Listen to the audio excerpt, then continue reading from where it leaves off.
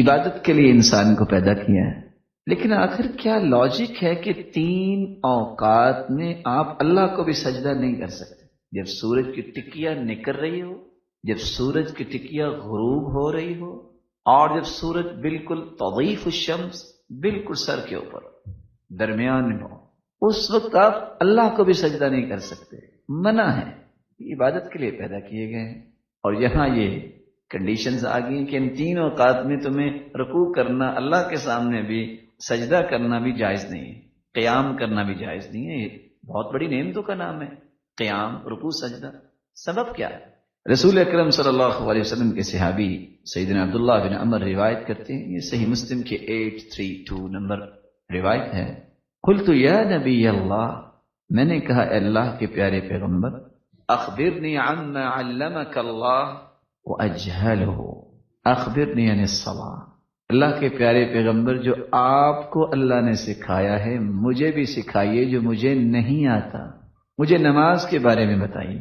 تو اللہ کے رسول صلی اللہ علیہ وسلم نے فرمایا، صلی صلاۃ الصبح، تم صبح کی نماز پڑھا کرو، ثم اقصر عن الصلاۃ حتى تطلع الشمس حتى ترتفع، پھر اس کے بعد جب تک سورج نکل نہ آئے، بلند نہ ہو، اس وقت تک پھر نماز نہ پڑھو۔ فإنها تطلع حين تطلع بين قرني الشيطان، کیونکہ سورج جب نکلتا ہے تو شیطان اپنے سینگ اس کے سامنے کر دیتا ہے، تو گویا وہ سینگوں کے درمیان سے نکلتا ہے۔ وجہ کیا بیان کی؟ وَحِينَئِذٍ يَسْجُدُ لَهَا الْكُفَّارُ، یہ وہ وقت ہے جب سورج نکل رہا ہوتا ہے، کافر سورج کو سجدہ کرتے ہیں، جو سورج کی پوجا کرنے والے ہیں۔ تو جس وقت کافر پوجا کرتے ہیں اور سورج جب نکل رہا ہو، شیطان بھی اپنے سینگ وہاں کر دیتا ہے، تو کافر گویا کہ شیطان کو بھی سجدہ کر رہا ہے اور سورج کو بھی سجدہ کر رہا ہے۔ مسلمانوں، تمہیں اللہ کے سامنے میں بھی اس وقت سجدہ کرنے کی اجازت نہیں۔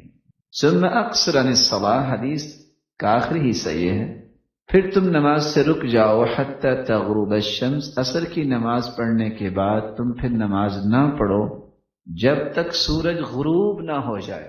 فإنها تغرب بين قرني شيطان وحينئذ يسجد لها الكفار، اسی طرح ہی کافر سجدہ جب سورج کو کرتے ہیں، کافر اس وقت سجدہ کرتے ہیں اور شیطان بھی اپنے سینگ سامنے لے آتا۔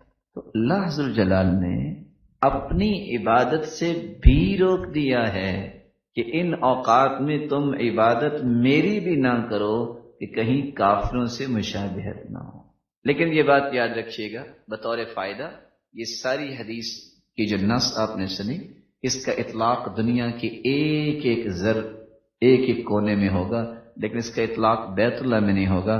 بیت اللہ میں آپ 24 گھنٹے نماز پڑھ سکتے ہیں، کیونکہ اللہ کے رسول صلی اللہ علیہ وسلم نے وہاں صحابہ کو اجازت دی تھی کہ یہاں کوئی حدود و قیود نہیں، تم اللہ کے گھر میں ہو، یہاں سورج نکل رہا ہو، سورج غروب ہو رہا ہو، کوئی قید نہیں، 24 گھنٹے آپ اللہ کی عبادت کر سکتے۔